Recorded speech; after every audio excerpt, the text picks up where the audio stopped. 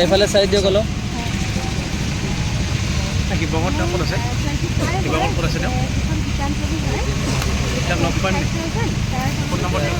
এতিয়া নহয়, মই দেৰিকৈ লগ কৰিম। ফোন নম্বৰ দিয়ক। এই বিৰাজদাৰ লগত যোগাযোগ কৰিম। আপোনাৰ নম্বৰ দিয়ক। পইচাই দিব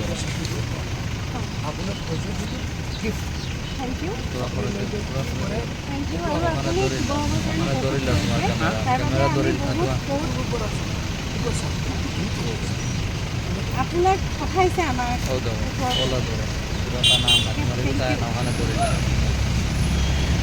এয়া সংকেতত মই ভিডিঅ' দিছোঁ আলমল চাহাবে এয়া এইফালে মোৰ গোটেই ঘৰৰ বস্তু পাতি সকলোবিলাক ধ্বংস হৈ গৈছে। আজি আপোনাৰ চিনাকিটো কৰাই দিয়কচোন। মই টংকি দত্ত নাজিৰাৰ মই কণ্ঠশিল্পী।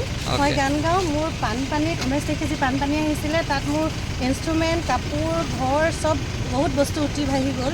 তাৰ মাজতে মই ভাবিছোঁ মোৰ ইনষ্ট্ৰুমেণ্ট যিখন হাৰমনিয়াম লৈ মই আজি অনুষ্ঠান কৰোঁ, যদি হাৰমনিয়ামখন মই পাওঁ মই ৰিয়াজ কৰিম আকৌ ভালকৈ, তেতিয়া মই আকৌ সেই বস্তুখিনি কিনিব পাৰিম। গতিকে মই আজমল চাহাবক বহুত বহুত ধন্যবাদ জনাইছোঁ যে মোক আজি ইমানখিনি সুবিধা দিছে। তাৰ আজমল চাহাবক লগ পোৱাৰ জৰিয়া হৈছে শিৱৰাজ অসম ভাই, মোৰ ককাই হয়।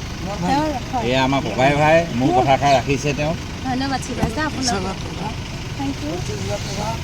আপুনি কিনিব বাকী যে আপোনাৰ ঘৰৰ আৰু বস্তু ধন্যবাদ। আপোনাক ভগৱানে মংগল কৰক, সকলোৱে ৰাখক। আৰু শনিবাৰ মই 15,000হে দিবলৈ কৈছিলোঁ, তেওঁ নিজে 30,000 দিছে। মই কৈছোঁ 15,000 টকা এটা ছোৱালীজনীক সহায় কৰিব। ঠিক আছে। আপোনাক ঈশ্বৰে ভালকৈ ৰাখক। অঁ দাদা, আপুনি কিবা ক'ব? এয়াই হ'ল বদৰুদ্দিন আজমল, দুদিনৰ চিনাকি শিৱৰাজ অসম।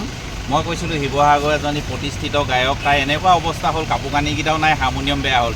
চাহাবক ক'লোঁ হাৰমনিয়ামখন কিনি দিয়ক। তেখেতে ক'লে আমাৰ ধৰ্মৰে বস্তু বাহিনী কিনি দিয়াটো নকয়, গতিকে গানৰ বস্তু কিনি দিয়াটো নকয়। সেইকাৰণে তেওঁক ক'লোঁ 15,000 টকা এটা দিব। তেওঁ কিন্তু ইমান এটা আন্তৰিকতাৰে ছোৱালীজনীক 30,000 টকা দিছে, কাপোৰ কেইযোৰমান লৈ ল'বলৈ কৈছে গান গাবলৈ। তাইও ভৱিষ্যত ভাল হওক, তেওঁ সদায় ভালে থাকক।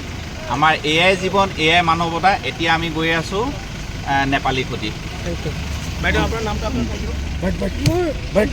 মোৰ নাম